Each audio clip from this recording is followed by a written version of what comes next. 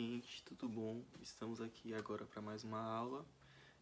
Hoje nós vamos continuar ainda falando sobre as questões burocráticas em relação à saúde da criança.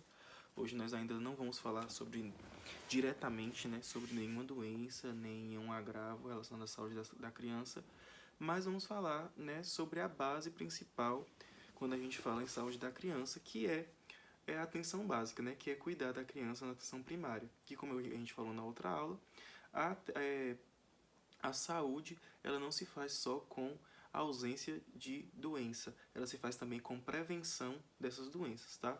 Então, é importante a gente salientar que a saúde da criança ela é uma saúde mais fragilizada e por isso ela precisa de mais atenção e de mais cautela ao ser conduzida, né, as ações. Então, como a gente já começou a falar um pouquinho na semana passada, a gente vai continuar falando sobre algumas... Semana passada. A gente vai continuar falando sobre algumas ações do governo em relação à saúde da criança. Então, o título da nossa aula é Atuação Governamental nas Diretrizes para a Atenção à Saúde da Criança e do Adolescente. Tá bom? Então, primeiro de tudo, a gente vai falar sobre o ECA. O ECA, para quem não sabe, né, ele é o Estatuto da Criança e do Adolescente. Ele é uma sigla que quer dizer Estatuto da Criança e do Adolescente. Então, toda vez que você vir a palavra ECA, a sigla ECA, você já vai associar a saúde da criança e do adolescente, né, que é o estatuto que vai predizer quais são os direitos assegurados para toda criança e adolescente, para que esses tenham uma qualidade de vida e uma qualidade de saúde melhores. Então, nos últimos anos, vemos o crescimento de políticas voltadas para o público materno e infantil. Professor, mas a gente não está falando só de saúde da criança e saúde do adolescente? Mas vocês concordam comigo que quando uma mãe ela faz um pré-natal bom, ela faz todas as suas consultas de pré-natal, ela tem um acompanhamento certinho, faz todos os exames que são precisos, é muito pouco provável que aquela criança, se ela tem algum agravo, que esse agravo venha a ser um fator de mortalidade, que venha a ser um fator de morbidade. Então, o pré-natal ele é uma ação inicial em relação à saúde da criança. Ele está voltado para a saúde também da mãe, mas um dos principais focos, né, além da prevenção de agravos para a mãe, é a prevenção de agravos da saúde da criança, né? Descobrir se precocemente se a criança está com baixo peso, se ela está com dificuldade de desenvolvimento, se a mãe precisa tomar algum suplemento a mais para que essa criança venha a ter um desenvolvimento melhor, dentre outras coisas. Então, o materno, né, a parte materna infantil, ela entra sim também no Estatuto da Criança e do Adolescente, tá? O acesso universal. O que eu considero... Passou a moto. O que eu considero como acesso universal? Quando eu considero a palavra universal, universal é tudo aquilo que engloba tudo. Então, se eu tenho um universo relacionado à criança, é que eu vou englobar todas as crianças. Eu não vou selecionar uma faixa etária, eu não vou selecionar uma classe social, eu não vou selecionar uma cor, eu não vou selecionar o sexo. Eu vou garantir acesso universal para essa criança. Então, o que o Estatuto da Criança e do Adolescente, né, o ECA, diz em relação a acesso universal? Direito de toda criança e adolescente de receber assistência de saúde e a responsabilidade da unidade de saúde em receber todos os que procuram a unidade, propiciando uma escuta de suas demandas ou problemas de saúde, assim como uma avaliação qualificada. O que ele quer dizer com escuta de suas demandas ou problemas de saúde? Como eu falei, nem sempre a pessoa vai procurar a unidade, né? Vai procurar o médico, vai procurar a enfermeira, vai procurar vocês técnicos para falar que está doente. Ela às vezes vai procurar por uma dúvida, vai procurar porque quer tirar alguma dúvida sobre algum assunto, quer saber o que é melhor de alimentação para o filho, o que fazer porque o filho está apresentando algum dificuldade de socialização, por exemplo, não está se dando bem com outras crianças.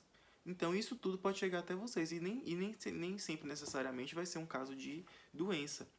Então é importante a gente escutar as demandas ou problemas de saúde, assim como fazer uma avaliação qualificada. Não é aquele tipo de consulta que eu vou chegar, olhar, achar alguma coisa, escrever e prescrever e ir embora. É uma consulta, é uma ausculta qualificada, principalmente porque a criança, como eu falei para vocês, tem a saúde mais debilitada. Então, algum mínimo detalhe pode ser preditor de como vai ser o decorrer da saúde daquela criança. Tá bom? E outra coisa que é bastante importante a gente falar, que o Estatuto da Criança e do Adolescente também fez entrar em vigor, é a questão do acolhimento. Quando eu digo a palavra acolher, você entende o quê? Quando você ouve a palavra acolher. Quando eu ouço a palavra acolher, eu entendo que é uma questão de entender, de estar junto, de buscar o melhor para aquela pessoa ou para aquela coisa, para aquilo que eu estou acolhendo. Então, é uma relação de tentar o melhor para aquela pessoa. Então, acolhimento no sentido da saúde, né, do profissional de saúde, das instituições de saúde, o acolhimento ele nada mais é do que receber toda criança e adolescente que procura o serviço de saúde com escuta qualificada, estabelecendo uma relação cidadã e humanizada, definindo o encaminhamento mais adequado para a resolução das demandas identificadas. Então, quando a pessoa procura o serviço de saúde, ela quer que seja resolvido o problema dela. Então, o acolhimento ele nada mais é do que uma gente, fugiu a palavra. Uma perspectiva daquela pessoa. Então, se eu digo para você o seguinte: olha, o meu problema aqui agora, o meu problema de saúde aqui agora é que eu estou com febre, eu estou com tosse e eu estou com coriza e eu parei de sentir cheiros. Se eu digo isso, eu como profissional de saúde vou entender o quê? Bom, isso pode ser uma suspeita de Covid-19, então eu vou ter que encaminhar essa pessoa para isolamento, vou ter que notificar para a vigilância epidemiológica, para a vigilância coletar os testes. Isso é um acolhimento. Eu entendi o que estava acontecendo com aquela pessoa e eu dei o destino para ela. Por exemplo, se eu chegar na unidade de saúde assim, num posto de saúde, eu estou sentindo uma dor no meu peito e essa dor ela irradia para o meu braço esquerdo e uma dor muito forte que eu não consigo controlar e, e isso, uma dor muito forte no peito que irradia para o lado esquerdo e a pessoa não fica incapacitada. Isso é um sintoma de infarto. Eu, como profissional de saúde, vou fazer o quê? Bom, já que essa pessoa pode estar infartando, eu vou encaminhar ela para uma emergência, para uma urgência de um hospital referência para infarto. Que aqui na nossa cidade a gente tem praticamente todos são referências para infarto. Mas o principal para a rede pública é o Hospital Geral de Vitória da Conquista ou o Hospital São Vicente. E aí eu vou fazer esse encaminhamento. Então, acolher é eu saber o que está acontecendo e dar o destino. Por exemplo, se chegar uma pessoa e falar assim, olha enfermeiro, olha técnico, eu estou apenas sem apetite. Aí eu vou precisar encaminhar essa pessoa para um hospital para dizer porque ela está sem apetite? Não, eu posso passar ali pelo médico mesmo da unidade básica para ele investigar o porquê dessa falta de apetite, entre outras coisas. Então, o acolhimento nada mais é do que estabelecer uma relação cidadã e humanizada, né? Eu vou buscar entender o que está acontecendo com aquela pessoa de acordo com toda o que ela me disser, né? Eu vou perguntar, eu vou questionar para ela coisas que podem embasar o porquê que ela está sentindo aquilo, relacionado principalmente à criança, né? Perguntar para se a criança já falar para a criança e se ela não falar ainda, principalmente para o responsável. Então, isso vai definir um caminho mais adequado para a resolução de demandas identificadas. Então, isso é acolhimento na perspectiva de saúde. E a gente falando em saúde da criança foi uma coisa definida pelo Estatuto da Criança e do Adolescente. Então, continuando, né, a gente já falou sobre algumas políticas de ação da saúde da criança e do adolescente relacionadas ao governo na aula passada, que a gente falou o quê? Quem lembra? Eu esperando vocês responderem para mim. Quem lembra? A gente falou sobre o CD, não foi isso? E a gente falou sobre mais alguma que eu não estou lembrando agora. Mas hoje a gente vai falar sobre várias outras. e elas têm relação com a atividade de hoje, então fiquem espertos. Ações de saúde da mulher. Atenção humanizada e qualificada. Se a mulher ela tem uma saúde plena, né, uma saúde, principalmente uma saúde reprodutiva, então é muito pouco provável que a saúde da criança, quando nascer, tenha algum tipo de seja prejudicada de alguma forma. Então, isso é uma estratégia de saúde da criança e do adolescente também, porque se eu prevenir que durante a gestação ocorra algum agravo, então eu tô ciente de que aquilo, né, em relação à saúde da criança, vai ser um ponto positivo. Atenção qualificada e humanizada à gestante e ao recém-nascido. Assim como eu cuidei da mulher antes de ela conceber a criança, eu vou também ter o cuidado de cuidar durante a gestação e logo após que a criança nasça. Então, eu vou ter uma atenção qualificada e humanizada à gestante e ao recém-nascido, tá?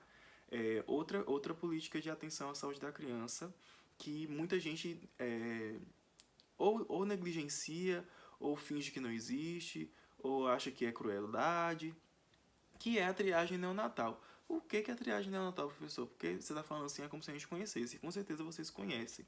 Triagem neonatal nada mais é do que o teste do pezinho, né? Aquele teste que fura o pezinho da criança, coloca as gotinhas do sangue num papelzinho que tem o formato do pé, sabe? Aquele é o teste do pezinho. O teste do olhinho, que é um teste que vai dizer se a criança tem algum tipo de problema ocular, alguma possibilidade de cegueira, ou se já tem cegueira.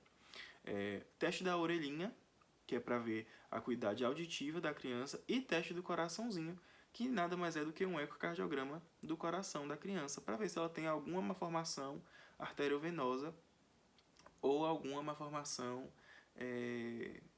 cardíaca ali, tá? Que a gente vai ter uma aula sobre malformação cardíaca, só que é mais para frente. Desculpa. E também a gente...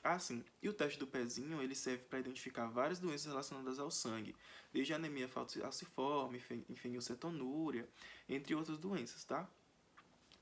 Para atividade, como atividade também, eu não vou, olha, gente, eu tô fazendo um teste com vocês, tá? Eu não vou falar no grupo que eu vou pedir isso como atividade. Mas eu quero que vocês me façam uma pequena pesquisa, não é nada muito grande não, para mandar no e-mail, tá? Sobre triagem neonatal, sobre quais as doenças preveníveis e identificadas no teste, na triagem neonatal. Quais as doenças identificadas através da triagem neonatal? É esse que eu quero. Triagem neonatal englobando o teste do pezinho, do olhinho, da orelha e coraçãozinho. É coisa rápida, é coisa simples, é só falar quais são as doenças.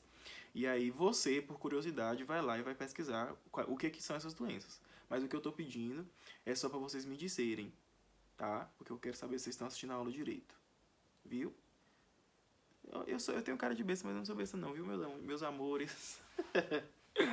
Minha namorada sempre me xinga, porque ela fala que eu sou muito esperto. Que eu fico querendo dar um desperto pra cima dos outros. Enfim. Uma pequena... nada a ver com nada aqui na aula, mas a gente vai continuar. Agora a aula, me desculpe. Mas se eu estivesse dando aula presencialmente pra vocês, vocês iam ver que eu sou desses. Eu sou brincalhão o tempo todo. Então, voltando. Depois da triagem neonatal, a gente tem outra política de ação à saúde da criança e do adolescente, que é o incentivo ao aleitamento materno.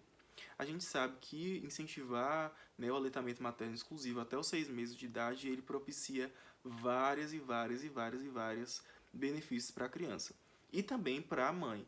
Para quem não sabe, o aleitamento materno exclusivo, quando ele é exclusivo, ele é regrado, ele tem um horário certinho, ele é um poderoso método anticoncepcional. Enquanto a mulher estiver dando mama, ela não vai ser capaz de conceber, assim, né? Em via de regra. A gente sabe que tem as exceções. Mas a maioria das mulheres que estão dando mama e não estão usando nenhum método anticoncepcional concomitante, elas não engravidam.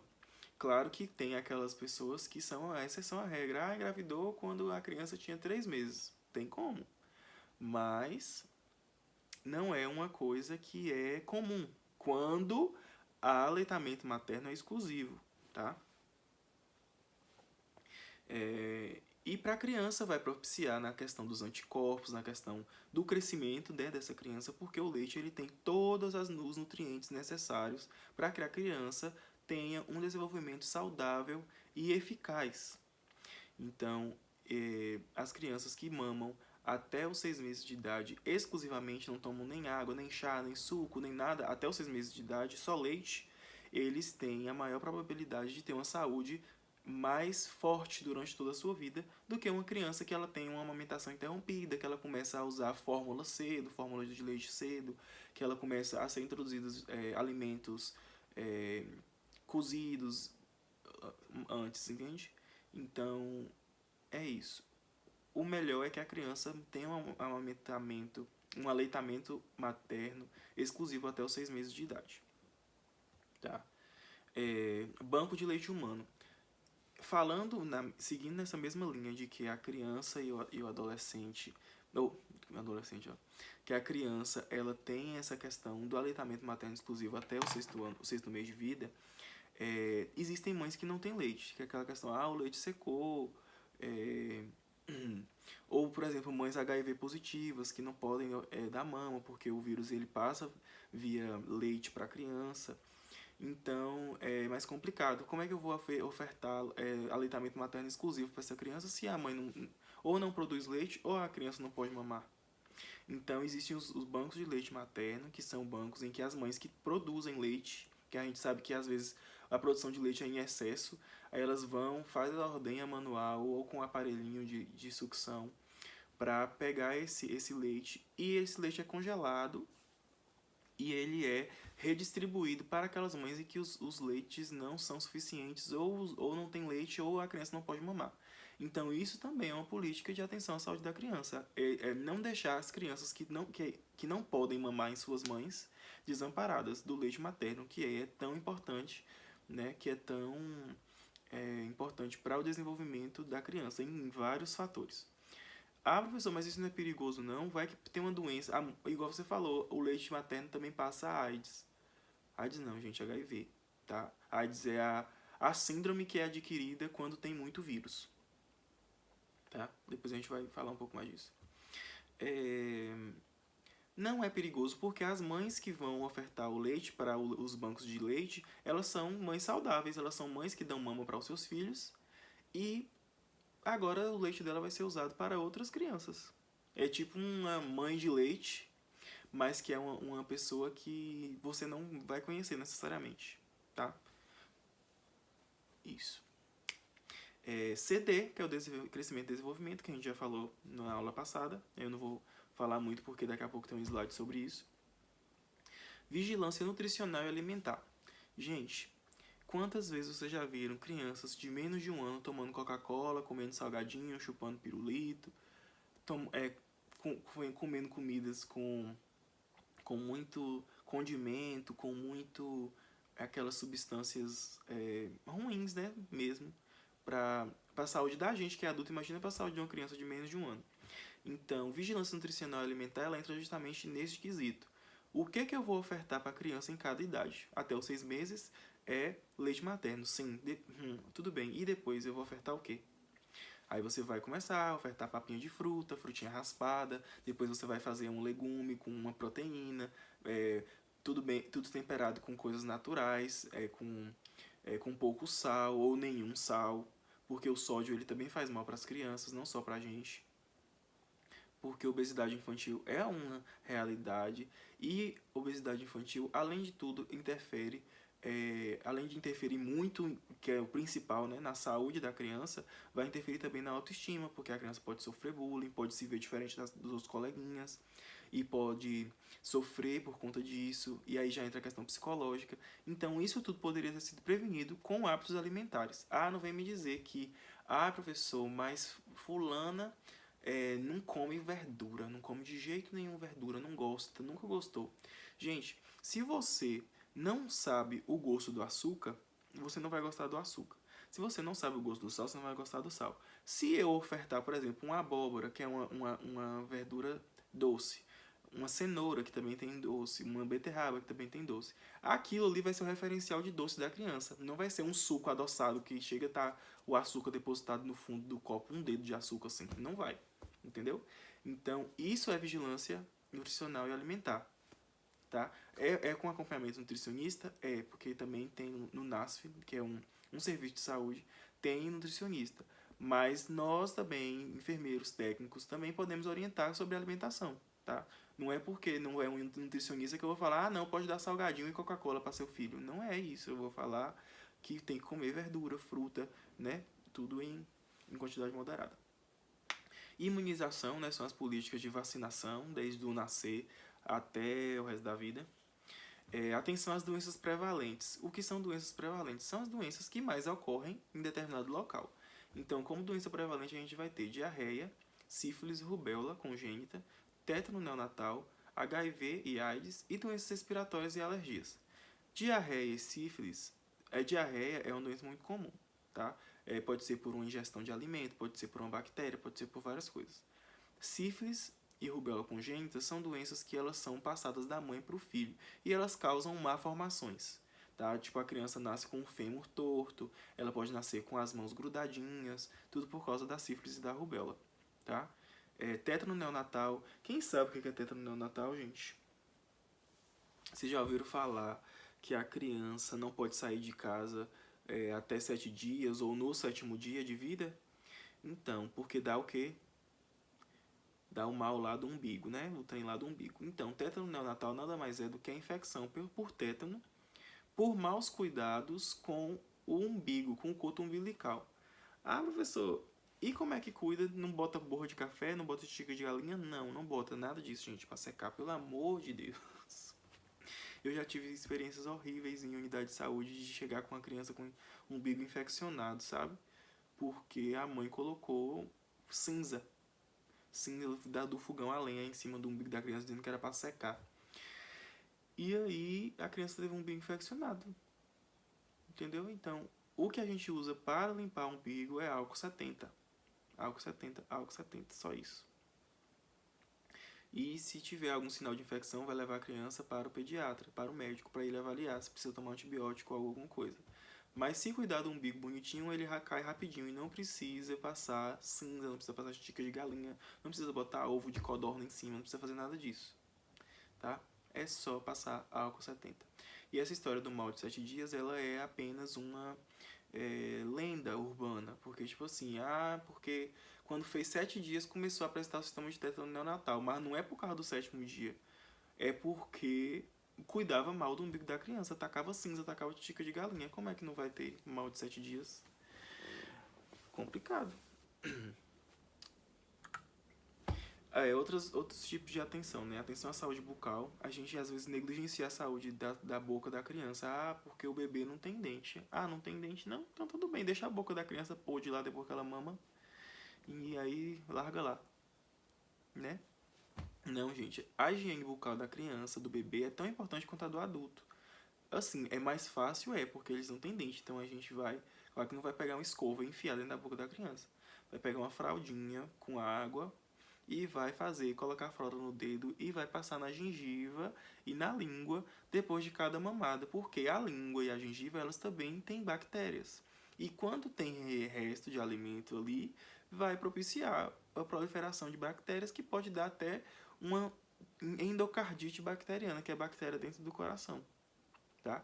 E assim como o cárie também pode dar endocardite bacteriana.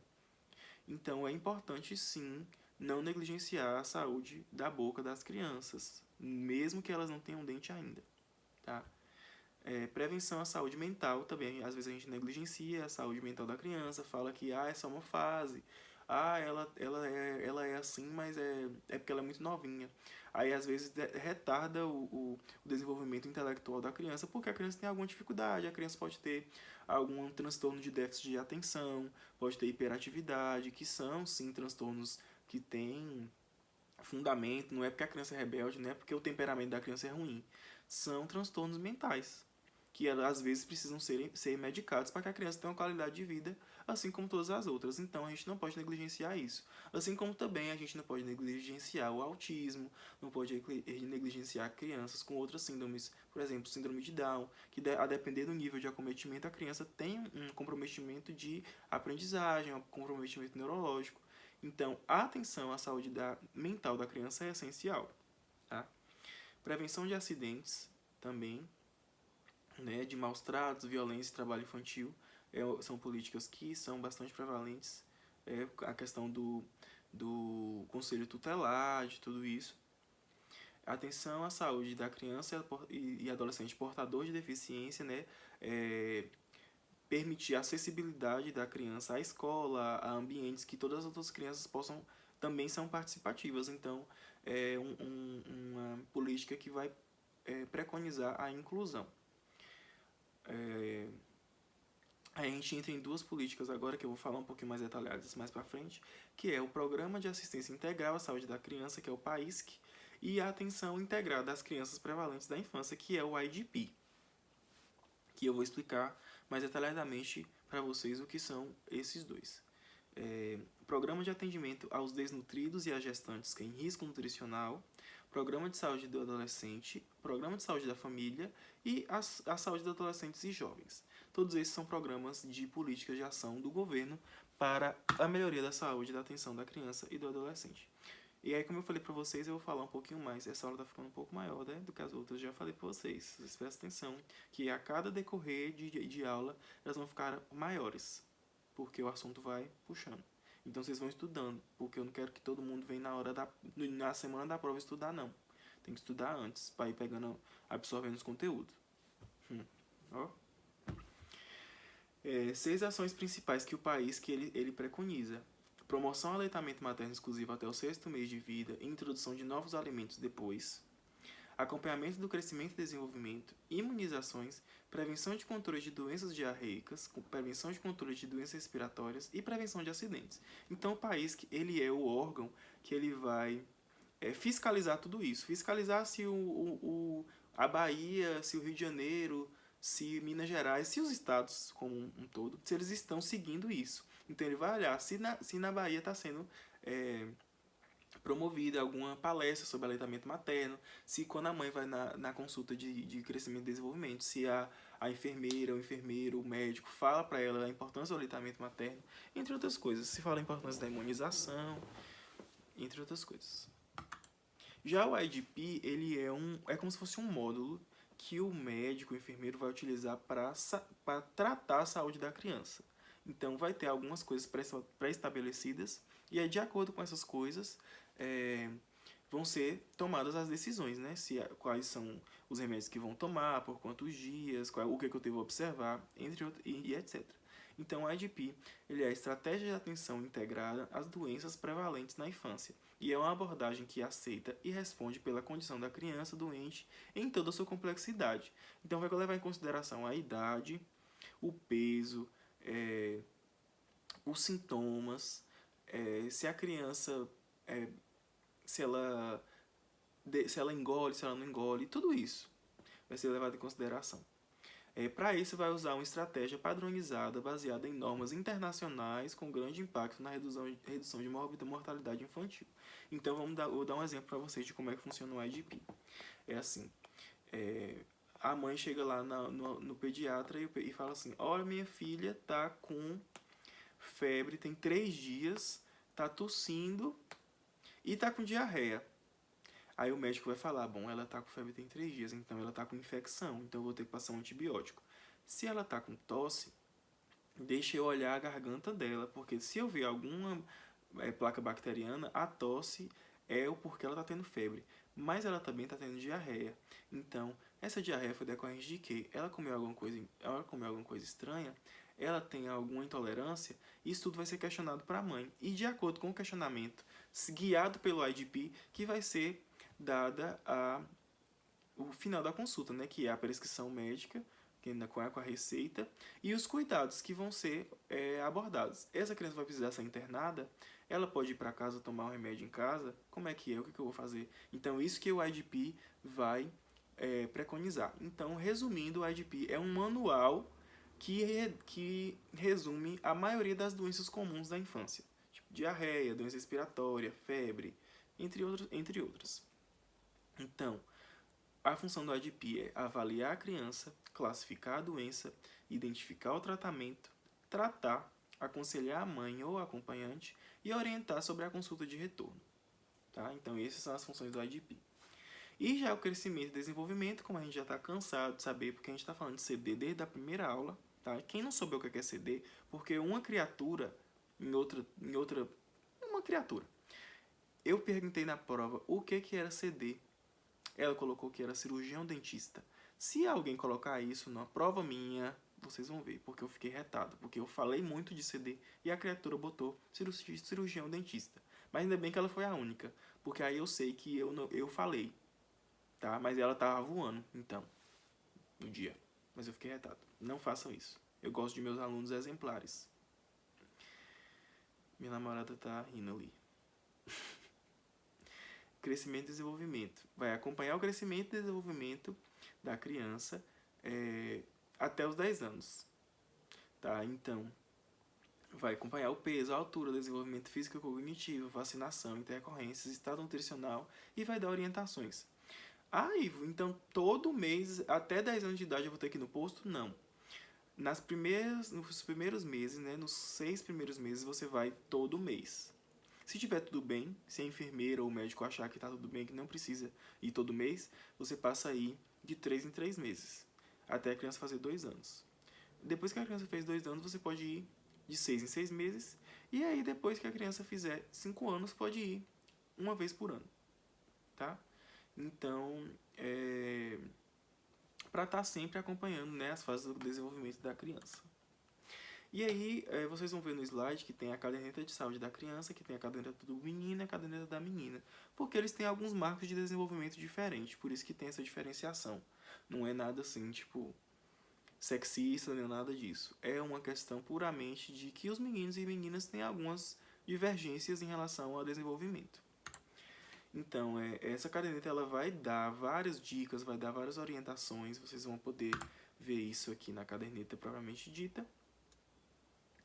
E tem aqui, né, os instrumentos de marcos de desenvolvimento, o que se espera de cada idade, perímetro cefálico por idade, peso por idade, MC por idade, entre outras coisas. Tá? Então é isso. A atividade que eu quero que vocês façam vai ser o seguinte. Eu ainda vou pensar, mas eu falo no grupo. Tá? Fora essa que eu falei ali, que eu falei no vídeo que eu quero que vocês façam, eu vou passar outra. Ou talvez não, vou pensar se só aquela ali é suficiente. Mas eu falo pra vocês no grupo. É porque eu tô fazendo essa aula de madrugada, então o tic-teco aqui não tá funcionando muito bem. Mas eu falo pra vocês no grupo se eu vou passar outra. Se não, vai ser só aquela lá mesmo. Tá? E é isso. Até amanhã.